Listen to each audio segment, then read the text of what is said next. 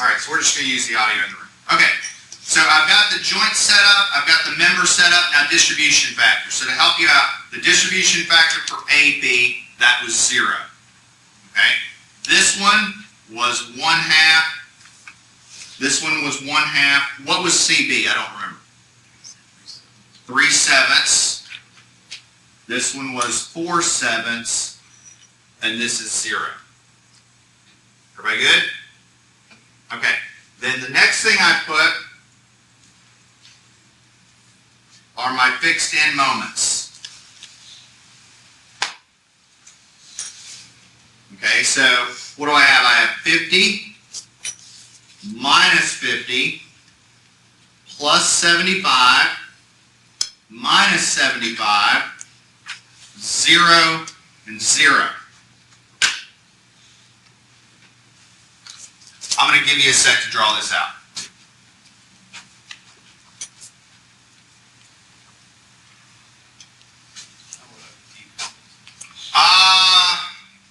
Give yourself about 8 or 9 lines.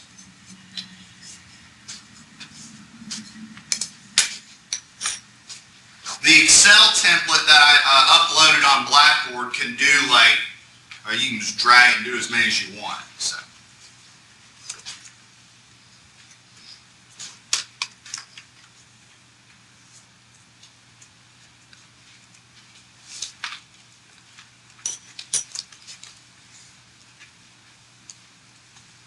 Yes?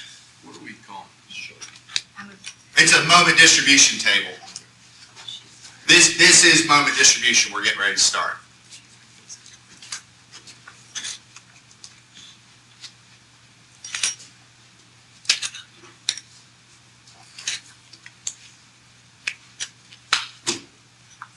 All right. Everybody good? Okay.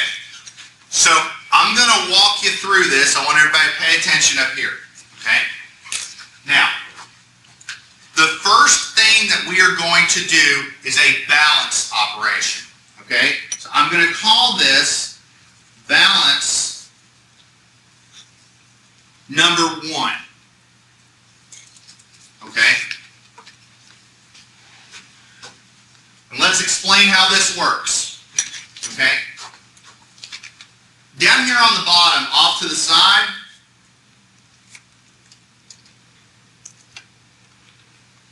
let's look at joint B. Okay? If I sum up all the moments at joint B, what do I get? 25. Say it again? 25. Exactly right. That's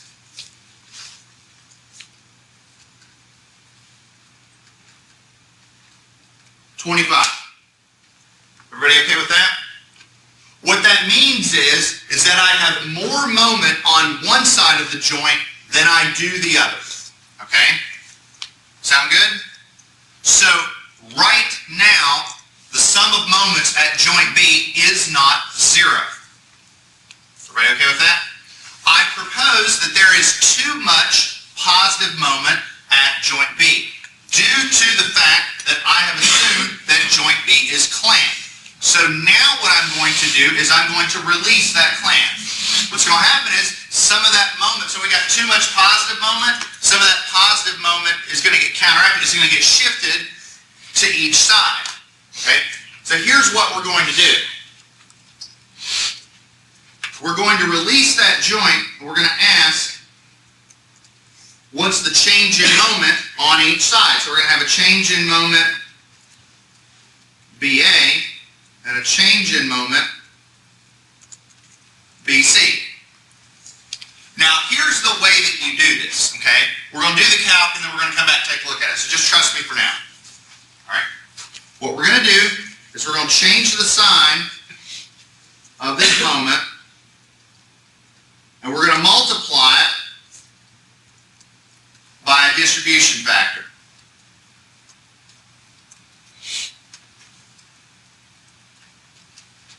Okay? So, here, I'm going to say, okay, minus 25 times the distribution factor. Help me out. What is the distribution factor for moments at B distributing towards A? 1/2.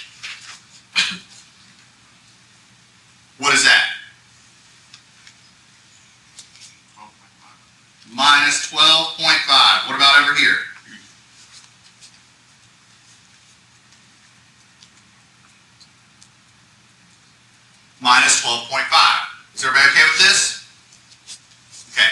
In order to balance this joint, I propose that we need to add minus 12.5 here, minus 12.5 here.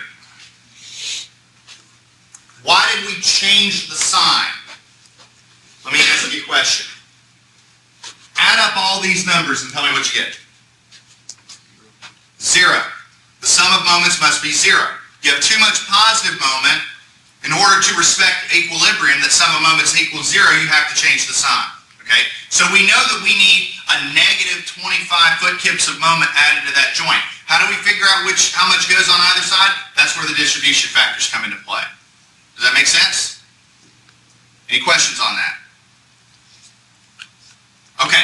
If you're okay with that, then I want you to tell me what goes here and here.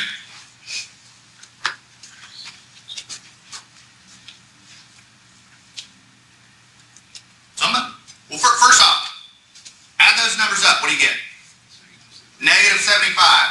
That means we need to add positive 75 to that joint. So we take 75 times 3 sevenths over here, 75 times 4 sevenths over here. So tell me what? Tell me. 32.14. 32.14 on the left. Yeah. And then how much over here? 42.86. Sound good? Now what about over here on, let's look at this joint. This one's really easy. Add up those numbers, what do you get? 50, right? That means you need negative 50. But what's your distribution factor? 0. So what do I put there? 0. 0. What do I put over here? 0.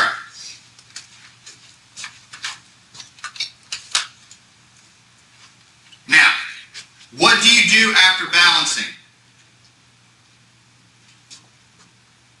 Strike a line. Strike a line.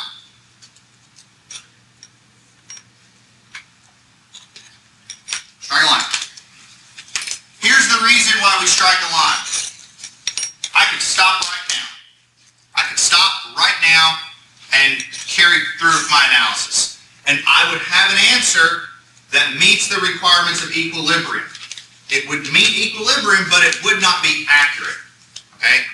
If you do not stop after a balance, you will not have an answer that meets equilibrium. I do not recommend stopping now because our answer won't be accurate, and you'll see why. Okay.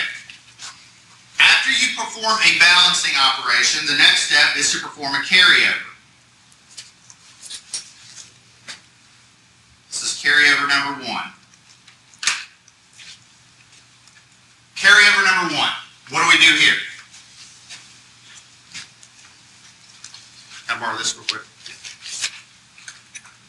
When you twist one end of a beam, what happens? You get moment on the other end of a beam. How much? There we go. Half the moment, right? You get 40 foot kips over here, you get 20 foot kips over there, right? Sorry. So here's what I propose. Watch this. See this minus 12.5 right there? See that? I'm applying moment to the right end of that beam. I propose that that moment gets transferred over here. How much moment gets transferred? Half of it. This moment, half of it, that's 0.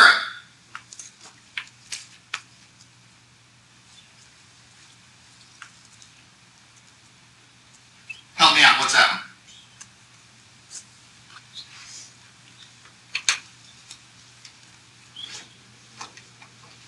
$16.07. There we go. That one is 0. 21.43. 21.43.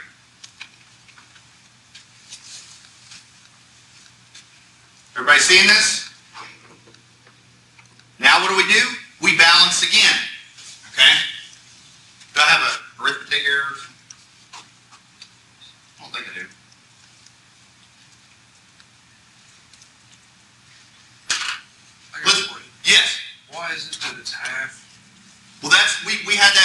on Monday. That if you, that's just a fun, like if you have a fixed beam and you twist one end, the moment reaction on the other end's half, and that's always the case. You always carry over a half. You never carry over like 0.6 or something. It's always a half. All right. Let's take joint B. Now, how much unbalanced moment do I have at joint B? It's 16.07, right? Because remember what we did before is we added those two, right? So theoretically what we would do is we'd add all these up. But if I add all this, it's going to be 0. So the unbalanced moment is 16.07. So I propose what we need to do is we need to change the sign and distribute that.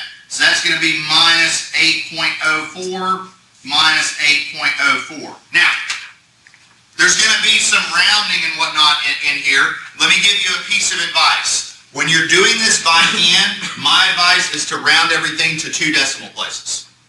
That's my advice. Because if you're analyzing a structure that has 250 foot kips and you're within 0.01, you're good. I promise. The structure isn't coming down because of 1.01 foot kips. That's my advice. Okay. So there's that. Somebody tell me what we do for joint C. So how much unbalanced moment do we have? Negative 6.25. So we need to add positive 6.25 to this to balance it out. So what goes here and what goes there? What goes on the left? 2.12. 3.12. 2.6. No. Distribution factor. We have 3 sevens and 4 sevens. Say that again. 2.68. 2.68. And then this one is 3.57. 3.57. What goes on the 2 on the end? Say it again. 0.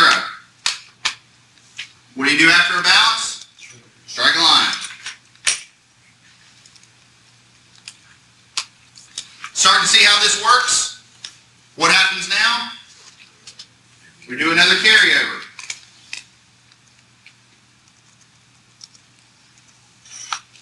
So, what do we have here? That's minus 4.02. That's 0.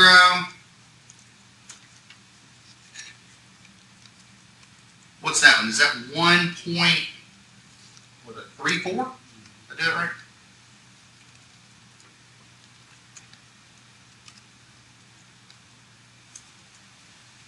What about this? Was that 1.8, 1.78, 1.7879? Something like that, yeah. That sounds right. What do we do now? Another balance, right? Let's do balance number 3. So, help me out. What goes under AB? What goes under this first column? 0. Same thing for this last column. Alright? So this one, we need minus 1.34 times, this is a half and a half, so what's that? Minus 0.67. And then what do we do for the ones over here on under C? 1.72. Positive 1.72? Yeah. And then we have positive, what was that, 2.3? 2.29. Yeah, because it'd have to add up to be 4.02, yeah. What do we do after a balance? Strike a line. Everybody notice what's happening? It's getting smaller, right? The numbers are getting smaller. What's happening is our error is getting smaller, so our accuracy is going up. The more and more you balance, the better your answer is going to get, okay? Everybody see that? All right. We'll do one more, then we'll call it. But we're not done with this example because we're going to pick this example up on Friday, and we're going to say, all right, well, what if you took this example forward and performed all the statics and got all the final answer? Let's just...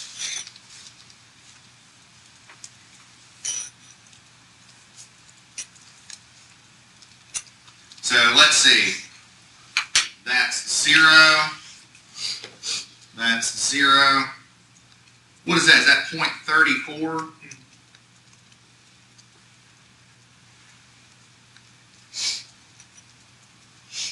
That's going to be plus 1.15. This one's going to be, what's that? 86?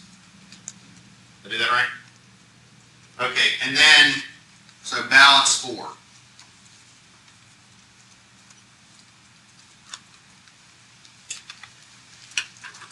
Alright. So we know that one's going to be 0. We know that one's going to be 0. This one in the middle, what is that? 0.43? And it's negative, right? So this is minus 0.43, minus 0.43, and this one. I'm going to need some help on that.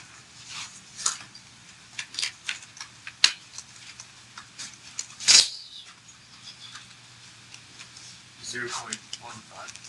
1.5. This one's 1.5. Yeah. So that makes this 0.19. All right, bless you. You've probably had enough, right? In other words, there's a point when we can keep going on and what's going to happen? We're going to start balancing 0.000 whatever, and it's really not going to affect our final answer very much, right? So there's a point when it's worth stopping, okay? Whenever you're done, what I like to do is this. Whenever you're done, strike 2 lines.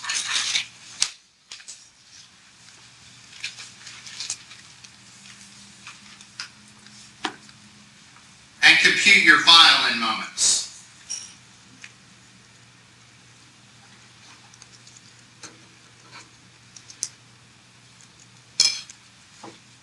Now, how do you compute your final end moments?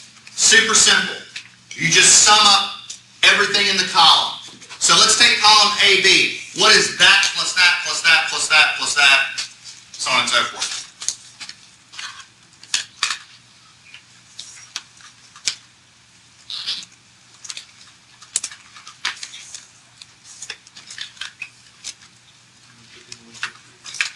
Say it again.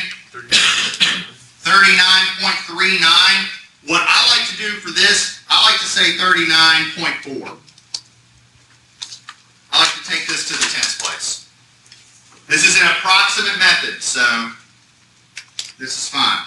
Now, watch this. I want you to do this column and this column separately. Which, by the way, while you're cranking these out on your Casio FX115 ES Pluses, does this look like a method that's very Excel friendly? Maybe we ought to bring our laptops on Friday and do this in Excel.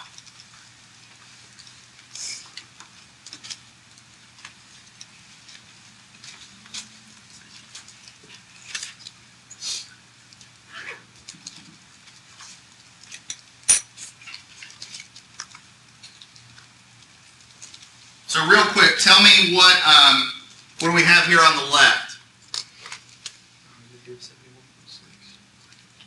All right, negative 71.6. Anybody have one on the right? All right, I think you might want to check. It should be 71.6. What ends up happening is you should get equal and opposite values. For instance, if you do this one, you should get something like minus 48.9. This one is positive 48.9.